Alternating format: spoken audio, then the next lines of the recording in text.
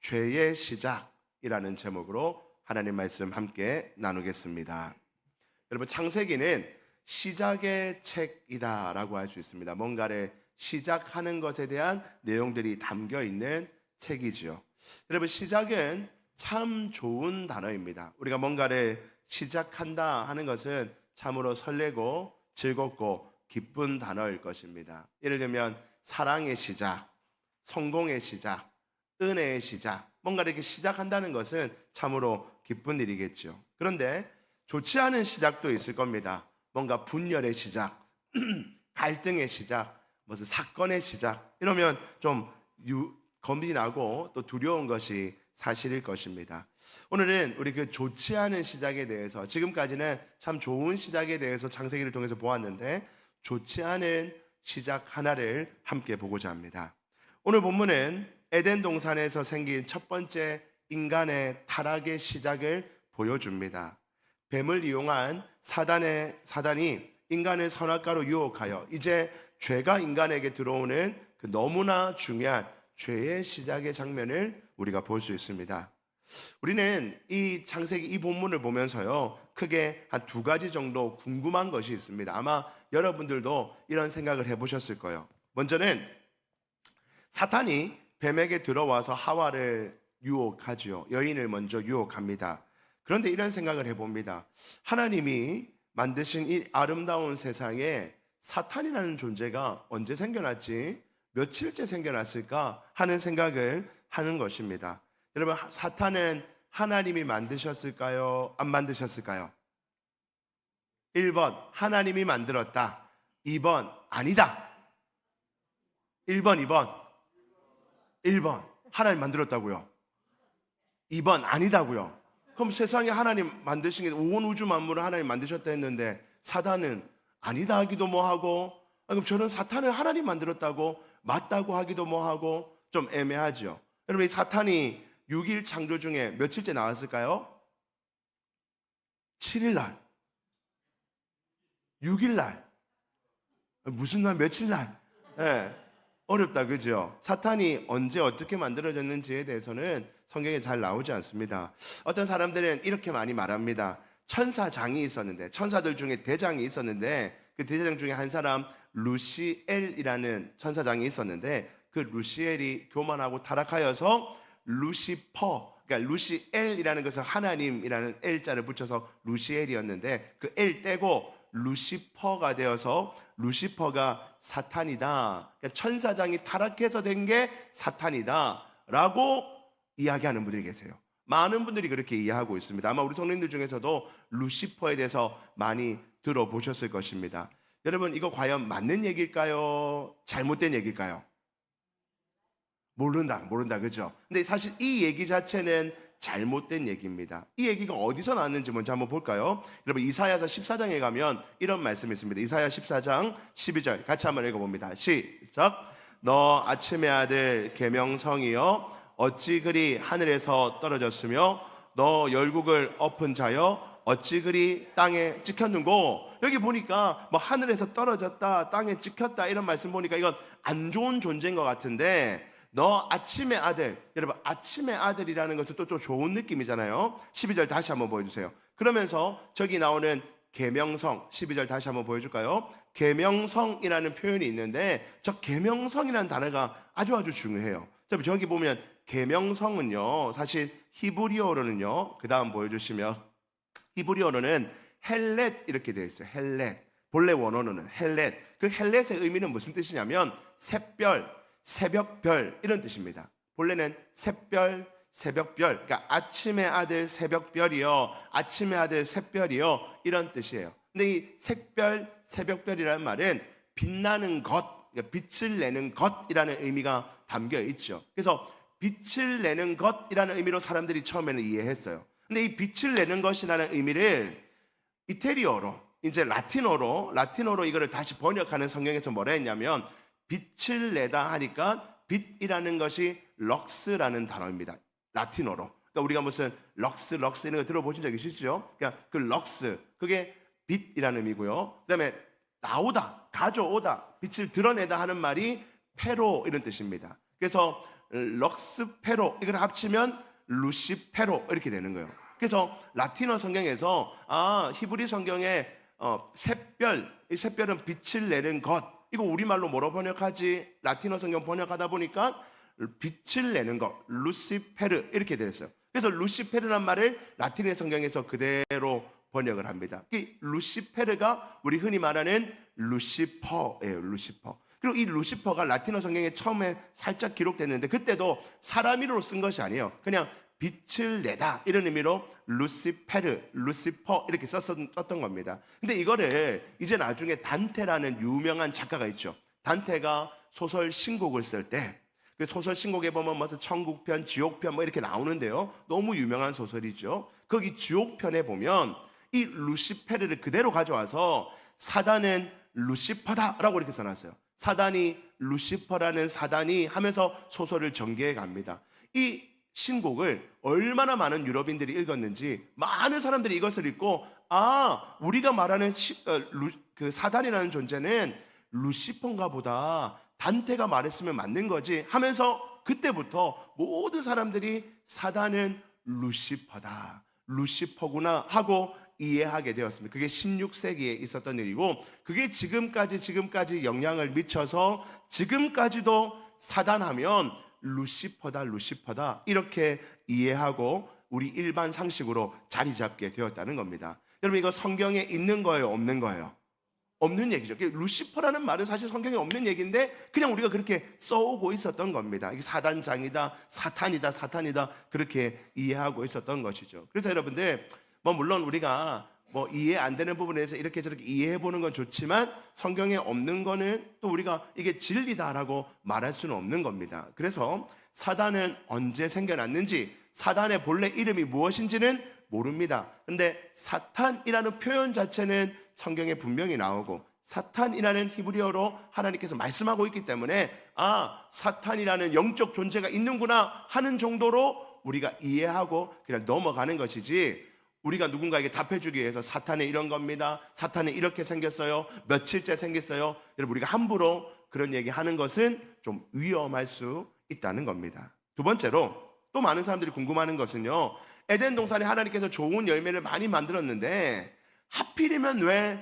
선악을 알게 하는 나무, 여러분 이 나무 이름을 우리가 흔히 뭐라 부릅니까? 선악과. 그거를 안 만들었으면 하와가 그거 따먹을 일도 없고 그것만 안 따먹었으면 우리가 계속해서 에덴 동산에 지금도 빨가벗고 부끄럽지 않게 살고 있었을 텐데 하나님 하필 왜 선악과를 거기다 만들어 놔가지고 사람 시험 들게 왜 만들어 놔가지고 이런 일이 벌어지게 했습니까? 하나님이 그거 왜 만들었을까요? 라는 질문도 우리가 가지게 됩니다. 여러분 이거에 대한 답이 있을까요? 없을까요?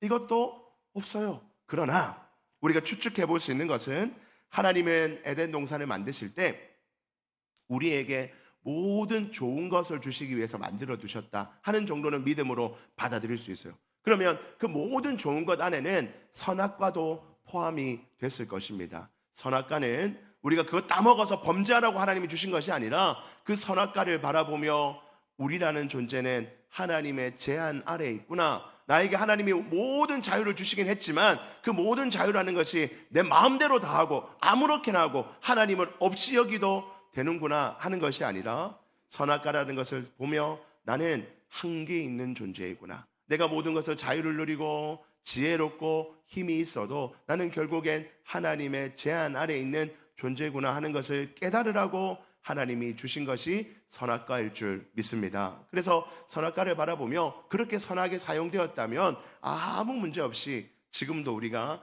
에덴 동산에서 살았을지도 모르죠. 다 같이 빨가벗고 뛰어다니는 거예요. 목사님하고 장로님하고 다 빨가벗고 뛰어. 그래도 부끄럽지 않아요. 막 행복합니다. 그렇게 아마 우리가 살 수 있었을 것입니다. 오늘은 이런 질문들에 대해서는, 이 두 가지 질문에 대해서는 성경에 정확하게 말하지 않기 때문에 모르겠다. 누가 물어보면 사탄 언제 나타났는데, 니 그것도 모르면서 교회 10년 다녔다면서 장로님이라면서 사탄이 어디 난지도 모르고, 모르는 거 모른다 하는 거지, 이렇게 말하는 게 맞는 거예요. 성경에 없으면 우리 모릅니다 하는 것이 옳습니다. 모르는 거에 대해서는 넘어가고 우리가 알 수 있는 것, 하나님이 알아야 되는 것에 대해서 기록되어 있는 말씀을 통해서 우리에게 주시는 교훈들을 마음에 좀 새겨보고자 합니다. 자, 첫 번째로 이제 오늘 본문은 사탄의 등장으로부터 시작하는데요. 1절 말씀 같이 한번 읽어봅니다. 시작. 그런데 뱀은 들짐승 중에 가장 간교하니라. 여러분 이 말씀 가만 보세요. 여러분 사탄이 뱀인가요? 사탄이 뱀입니까? 맞아요, 안 맞아요? 사탄하고 뱀하고 같아요?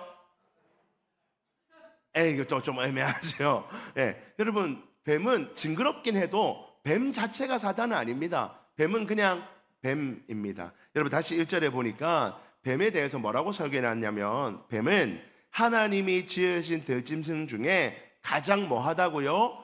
간교하다. 여러분 이 간교하다는 말이 히브리어로 아롬이라는 단어로 써놨는데요. 이 아롬이라는 단어는요 사실은 다른 히브리어 본문에 보면 지혜롭다, 슬기롭다 이렇게 번역해놨어요. 다 좋은 의미로 써놨습니다. 거의 대부분 다 이 아롬이라는 단어는 참 지혜롭다, 솔로몬은 아롬하다, 가장 지혜롭다 이렇게 다 표현되어 놨어요. 그러니까 뱀은 하나님이 만드신 여러 들짐승들 중에 여러 동물들 중에 가장 지혜로운 거였어요. 근데 우리말 번역할 때 이걸 좀 나쁘게 표현해야 되니까 우리가 뭐라 표현해놨다고요?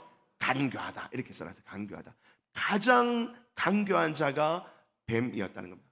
뱀은 가장 지혜로운 존재였어요. 여러분 뱀은 지혜로운 존재였습니다. 그런데 그 지혜로웠던 뱀 안에 사단이 들어갑니다. 사단이 뱀 안에 들어가서 이제 뱀을 사단이 조종하기 시작합니다. 뱀 안에 있던 그 지혜를 사단이 조종하니 이 뱀이 이제 하나님의 사람이었던 아담과 하와를 유혹하기 시작하는 것입니다. 뱀은 너무나 지혜로운 동물이었지만 그 지혜를 아름답게 사용했다면 너무나 멋진 인생이 되었을 겁니다. 그러나 사단으로 말미암아 그 지혜가 악하게 사용되게 시작된 것입니다. 여러분 여기서 우리는 오늘 본문이 주는 첫 번째 교훈을 얻을 수 있습니다. 첫 번째 교훈 같이 한번 읽어보도록 합니다. 시작. 무엇을 얼마나 가지고 있느냐가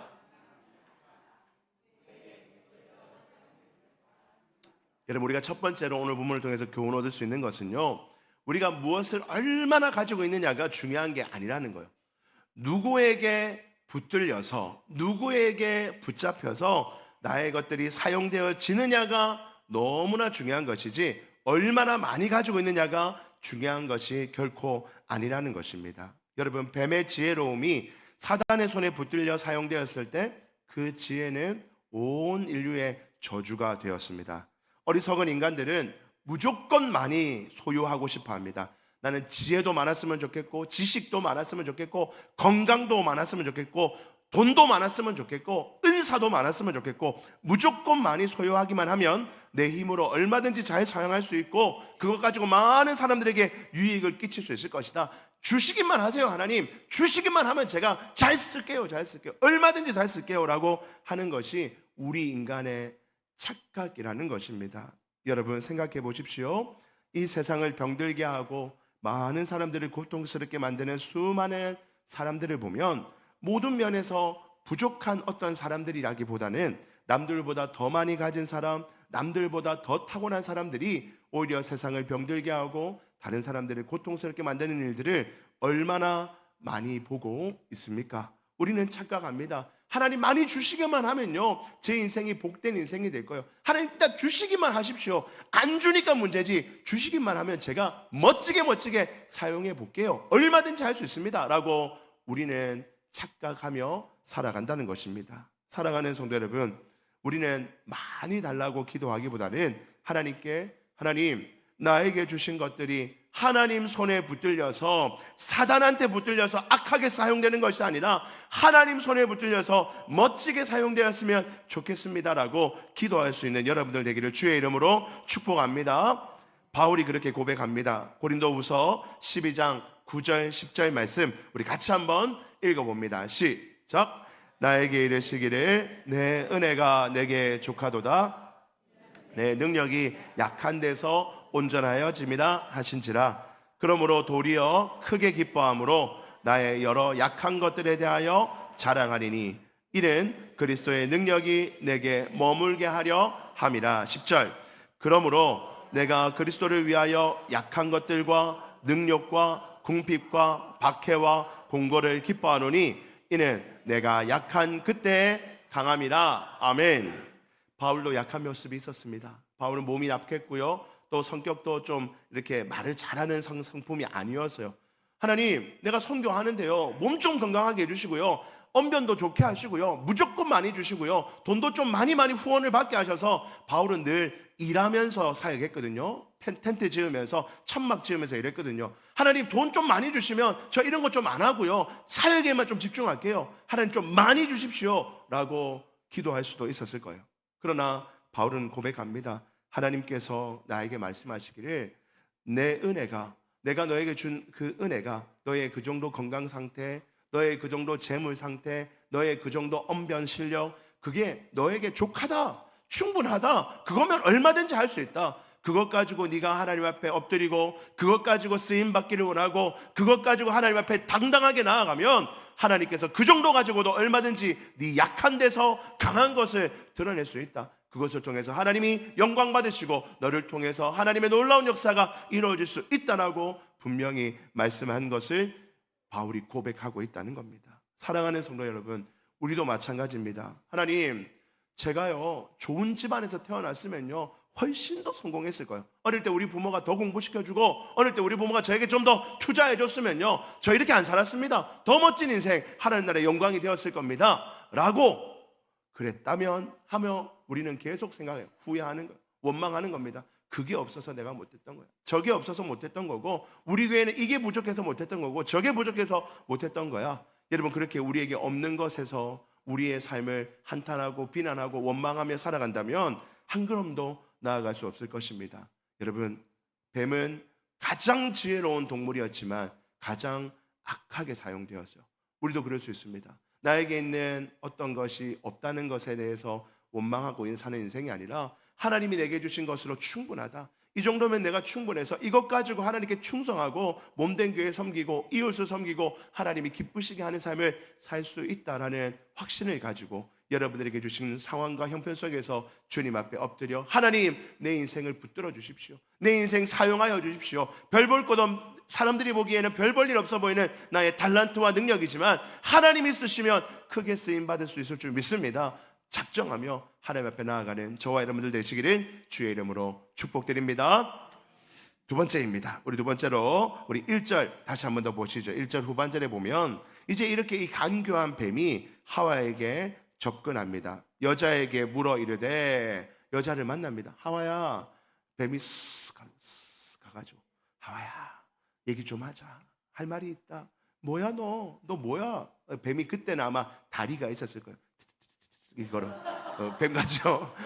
걸어가지고 옆에 혀를 이렇게 하면서 하와야, 얘기 좀 하자. 뭔데? 아, 나 지금 바쁜데 얘기 좀 하자. 있잖아, 하나님이 너희한테 동산에 있는 모든 나무의 열매를 먹지 말라 하더냐. 여기서 핵심 포인트는 뭐냐면 모든 나무의 열매. 따라해 봅시다. 좀 더 길게 시작. 모든 나무의 열매. 여기 핵심이에요. 여기 나무의 열매를 먹지 말라더냐 이렇게 말할 때 선악과 얘기를 한 것이 아니라 이 동산에 있는 나무 열매를 다 먹지 말라더냐라고 뱀이 하와에게 말을 툭 건넵니다. 여러분, 사실 하나님은요 아담과 하와에게 모든 자유를 주셨어요. 하나님 뭐라 했습니까? 너희 다 따먹어라, 다 따먹어도 된다라고 분명히 말씀하셨습니다. 그런데 뱀이 말합니다.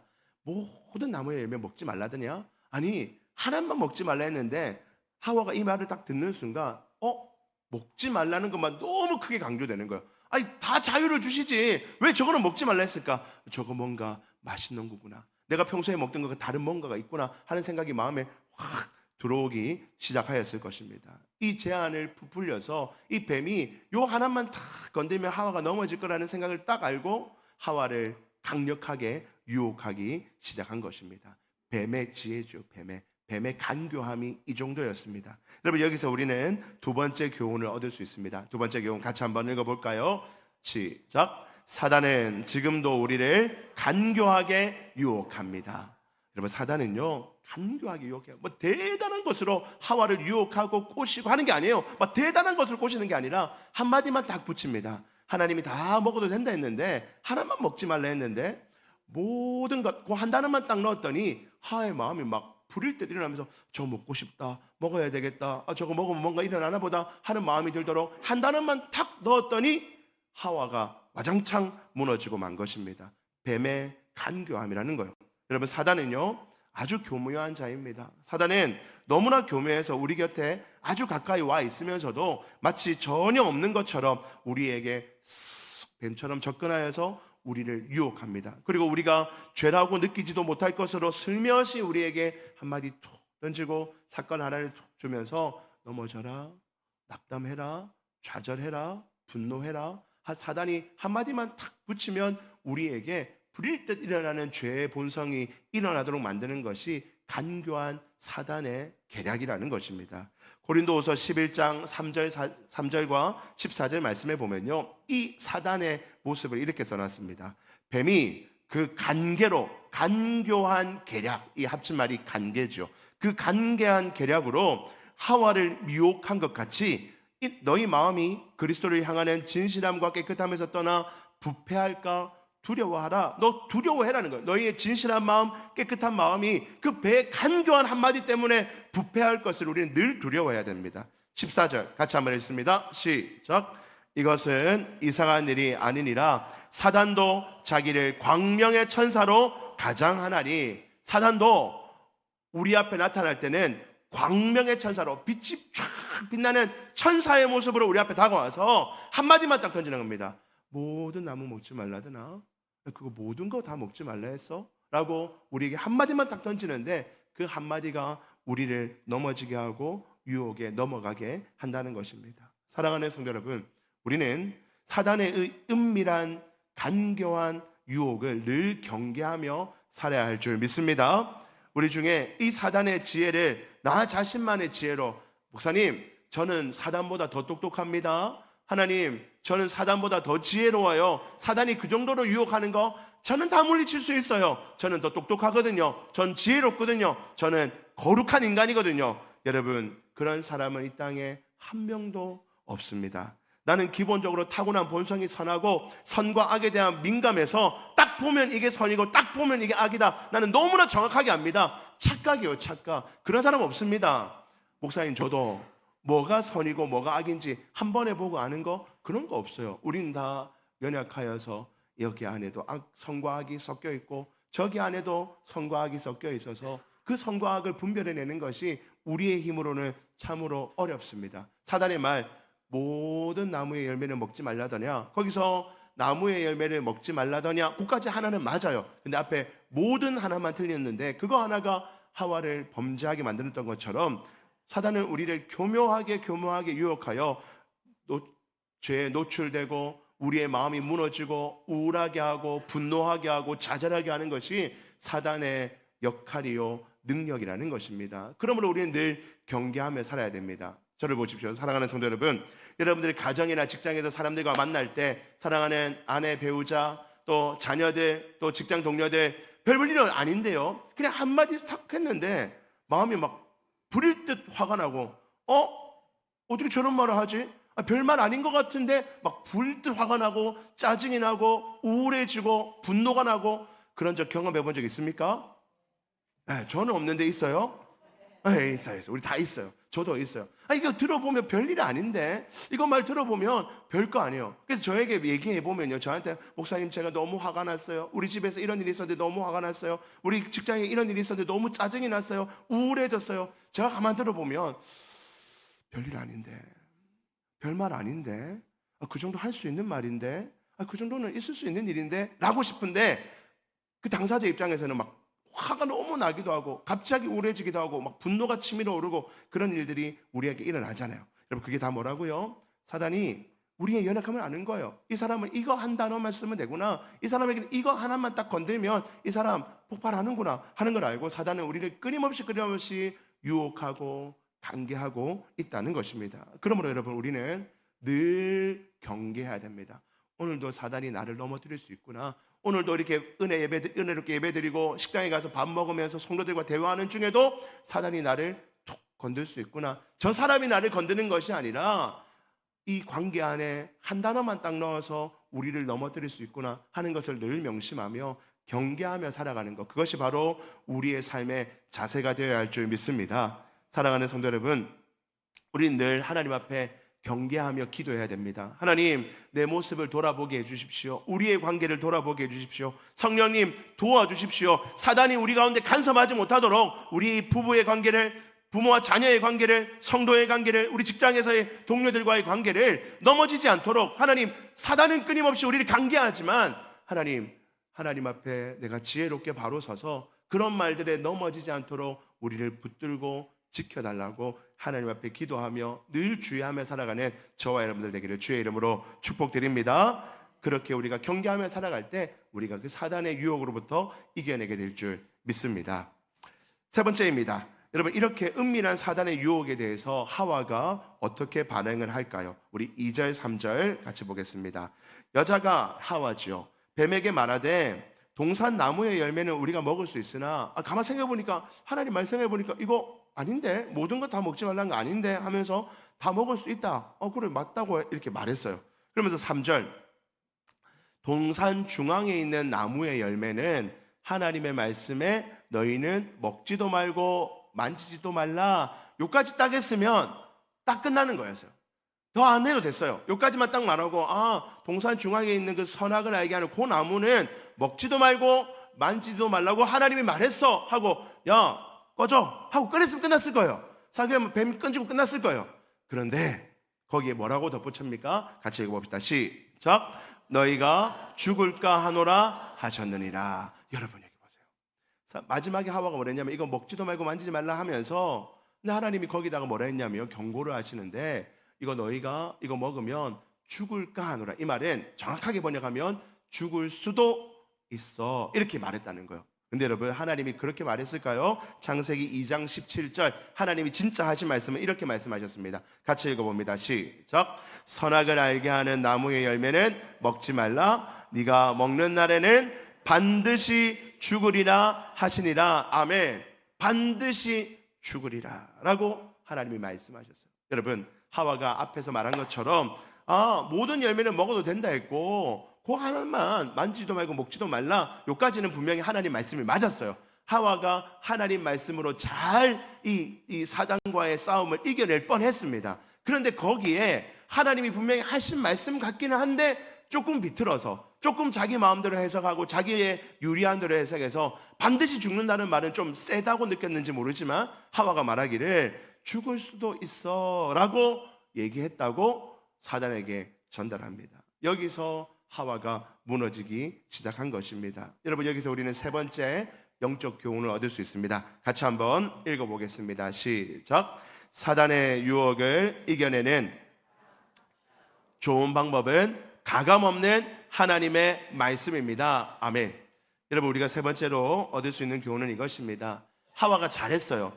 사단이 유혹할 때 어떻게 이겨내는가? 하나님 말씀을 돌이켜보고 하나님이 하셨던 말씀으로 사단을 무찔러 이기면 됩니다. 사단이 우리를 넘어뜨리려고 할 때, 모든이라는 간교한 단어 하나 가지고 우리를 넘어뜨리려 할 때 하나님이 내게 뭐라 하셨는가, 하나님이 어떤 교훈을 주셨는가를 마음에 새겨서 그 말씀을 가지고 이겨내면 되는 거였어요. 그런데 문제는 그 하나님의 말씀을 있는 그대로 전달하고 그대로 선포하고 그대로 하기로 결단했다면 100점짜리 승리가 되었을 겁니다. 그런데 하나님 말씀을 있는 그대로 전달한 것이 아니라 자기 마음대로 꼬아서 해석해서 잘못 전달하여 그것이 넘어지게 된 이유가 된 것입니다. 사랑하는 성도 여러분, 우리는 이 사실을 기억해야 됩니다. 하나님의 말씀을 우리가 사용하되 먼저는 겸손한 마음으로 말씀 앞에 엎드려야 하고, 바르고 선한 방법으로 그 말씀을 해석하고 적용하여 그 말씀으로 우리가 이겨내야 될 줄 믿습니다. 그런데 그 말씀을 내 마음대로 해석하고 내 마음대로 적용하고 내 마음대로 한다면 완전한 승리를 얻을 수가 없다는 겁니다. 마태복음 15장 18절에 진실로 너희에게 이르노니 천지가 없어지기 전에는 율법의 1.1획도 결코 없어지지 아니하리라, 다 이루리라. 1.1획도 없어지지 아니한다는 말은 하나님의 말씀을 있는 그대로 우리가 이해하고 적용하고 선포할 때 그 말씀의 능력이 드러난다는 것입니다. 사도행전 17장 11절 말씀에 보니까 그래서 우리는 어떻게 말씀을 가지고 살아야 됩니까? 같이 한번 읽어봅니다. 시작. 베레아에 있는 사람들보다 더 너그러워서 간절한 마음으로 말씀을 받고 이것이 그러한가 하여 날마다 성경을 상고함으로. 아멘. 날마다 하나님의 말씀을 상고 깊이 생각한다는 겁니다. 더 너그러웠단 말은 수용적이었다. 하나님 말씀을 수용적이었다는 말은 내 마음대로 끼워 맞추는 것이 아니라 모든 하나님의 말씀을 나에게 주는 말씀이라 여기며 그 말씀을 내 마음 안에 심겼다는 겁니다. 간절한 마음으로 말씀을 받았다는 거예요. 우리가 그렇게 하나님의 말씀을 간절한 마음으로 받고 이 말씀이 정말로 내 인생에 어떻게 적용되는지를 그러한가 하여 날마다 성경을 상고하면, 하나님의 말씀을 그렇게 깊이 생각하고 그 말씀대로 살기로 작정하면 사단의 간계한 유혹에도 우리가 이겨내게 되는 줄 믿습니다. 예수님도 사단이 3번이나 유혹할 때 다른 방법 안 쓰셨어요. 예수님은 얼마나 능력 있는 분입니까? 사단이 유혹할 때 너 절로 가 하고 밀어붙이면 하는 예수님이 다 이겨냈을 거예요. 그러나 예수님은 우리에게 교훈 주시고자 다른 방법 전혀 안 쓰시고 오직 하나님 말씀 가지고 말씀으로 사단을 무찔러 이겼고, 사단은 그 말씀 앞에 넘어지게 된 것입니다. 사랑하는 성도 여러분, 우리가 왜 날마다 말씀을 듣습니까? 우리가 왜 날마다 말씀을 묵상하고 말씀을 그렇게 강조합니까? 사단이 날마다 우리를 유혹하기 때문입니다. 우리가 그것을 이겨낼 수 있는 방법은 다른 게 없어요. 하나님 말씀이 여러분들 안에 잘 심겨져 있으면, 하나님 말씀이 여러분들 안에 잘 차곡차곡 쌓여져 있으면 그 말씀이 여러분들을 지키고 이기고 승리하게 될 줄 믿습니다. 여러분, 저도 자녀를 키우는 입장에서요, 저희 자녀들이 세상에 여러 가지 유혹이 있습니다. 성적인 유혹, 음란함의 유혹, 도박의 유혹, 요즘에는 여러 가지 약물의 유혹, 온갖 유혹들이 자녀들을 무찌를 넘어뜨리려 합니다. 한마디 말로 유혹합니다. 야, 네 나이에 그것도 못 마시나? 네 나이에 이것 좀 하는 것도 못하나? 아유, 우리가 연애하는데 이 정도 스킨십도 못하나? 아유, 요즘 같은 세상에 먼저 잠자리 한번 안 해보고 살 수 있나? 온갖 유혹들로 우리를 유혹하고 우리 자녀들 넘어뜨리려 하는 이 시대 가운데 제가 믿을 수 있는 게 뭡니까? 제가 맨날 전화해서 자녀들에게 너 뭐 하노? 뭐 하고 있노? 뭐 피는 거 아니가? 뭐 마시는 거 아니가? 뭐 하고 있노? 뭐 보고 있노? 핸드폰 그거 줬나? 내가 다 점검한다. 여러분, 우리가 어떻게 맨날 그러겠어요? 우리 힘으로 다 제거할 수 없어요. 그러나 제가 할 수 있는 최선의 방법은 말씀 심어놓는 겁니다. 너 하나님 말씀을 따라서 하나님의 자녀로서 이건 안 돼, 이건 돼, 이건 해야 돼, 이건 할 수 있어. 이럴 때 이렇게 이겨내는 거야. 저럴 때 이렇게 하는 거야. 친구가 너를 괴롭혀? 이렇게 이겨내보자. 친구가 너에게 낙담을 줬어? 이렇게 한번 해보자. 친구를 용서하자, 사랑하자, 도와주자. 온갖 방법으로 말씀을 그 안에 심겨놓으면 그 말씀이 그를 지탱하고 이겨내고 도울 줄 믿고 저는 그렇게 가르칩니다. 우리도 마찬가지입니다. 사랑하는 성도 여러분, 여러분들도 다른 방법이 없어요. 세상의 여러 가지 유혹 가운데, 사단의 유혹 가운데 우리가 이겨내고 승리할 수 있는 유일한 방법은 하나님의 말씀을 가감없이 우리 마음에 심겨놓는 겁니다. 설교 말씀을 통해서 홀로 성경을 읽으면서 요즘같이 좋을 때 유튜브에 좋은 말씀을 듣기도 하고 은혜로운 영상을 보기도 하고, 그렇게 좋은 말씀을 마음에 많이 새겨놓으면 그 말씀이 우리를 유혹하고 넘어뜨리려 하고 우리를 낙담하게 할 때 그 말씀이 저와 여러분들을 지키게 되는 줄 믿습니다. 하나님의 말씀을 가감없이 우리 마음 안에 잘 심겨서 여러분들이 유혹하는 그 사단으로부터 이겨낼 수 있는 담대한 사람 되시기를 주의 이름으로 축복합니다. 마지막입니다. 4번째로요, 이제 이렇게 하와가 유혹에 흔들리자 사단은 하와를 완전히 속여버립니다. 오호, 거의 넘어왔다, 마지막이다, 요것만 들어가면 넌 끝이다 하고 사단이 거짓말을 합니다. 4절 말씀, 5절 말씀 같이 한번 읽어봅니다. 시작. 뱀이 여자에게 이르되 죽지 아니하리라. 너희가 그것을 먹는 날에는 너희 눈이 밝아져 하나님과 같이 되어 선악을 알 줄 하나님이 아심이니라. 아멘. 여러분, 4절 말씀 보세요.